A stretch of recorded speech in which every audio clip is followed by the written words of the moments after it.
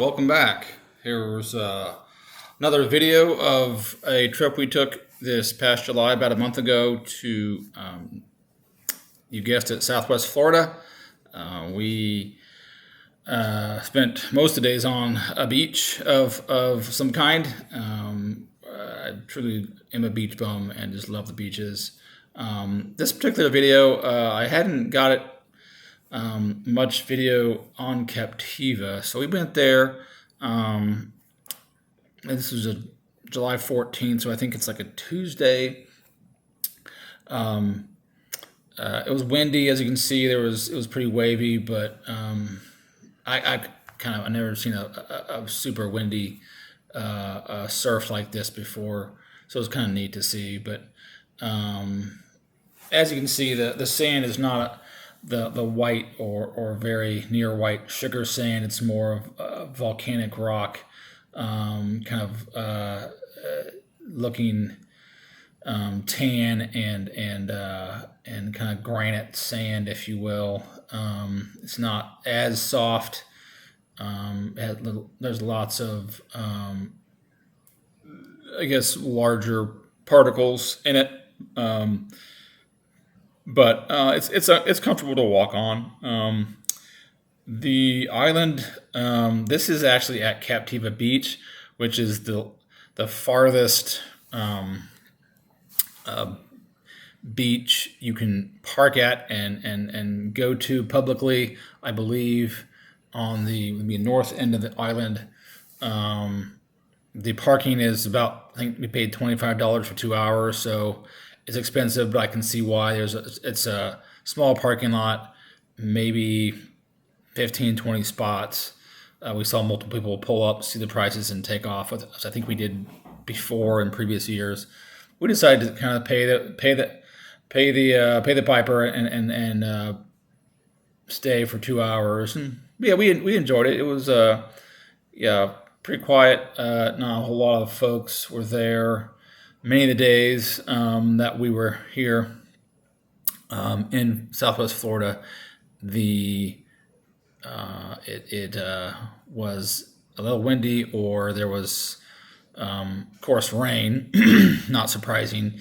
Some severe storms were predicted, but it drove people off the beach, and we sometimes had the beach to ourselves by 3, 4 o'clock in the afternoon, and it would sprinkle and be done with it. So as you can see, some of the houses directly on the beach are still in need of repair, or being repaired or rebuilt.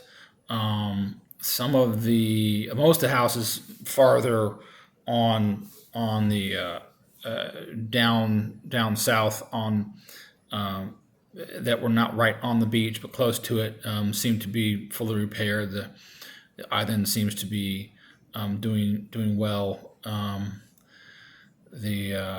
Sanibel as well. They were hopping. Lots of activity there, so that's good to see. So this is just some shots of like the amount of just loose shells or shell fragments that are all over the beach, and so there's opportunity to find some decent shells. These are basically what I call just very plain, just kind of normal stuff. But we did find some decent ones we kept. Again, I'll just remind folks and myself that anything that has a living organism in it, I put back. I do not take that. I found probably what I would consider like I forget what you call it, but a shell about that big, but it had something in it. It was out in the surf, I believe, but it had a living organism, a snail or something.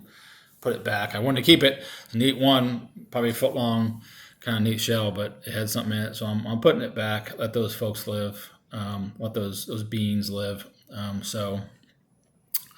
But yeah, overall, just a quiet beach. I would imagine when it's not as windy, the water is super crystal clear, and it still has this kind of neat aqua color you can see here. But Yeah, you can see up on the right here. There's a house that's kind of sitting there. That's just it's just still sitting there after the hurricane. Yeah, all these years later, and so maybe the owner just hasn't been able to get it repaired or torn down, demolished. But yeah, it's just kind of sitting there. So there's still reminders of the hurricane. But this is Captiva Beach. It's a great place to yeah, visit. I encourage it. On to the next video. Thanks.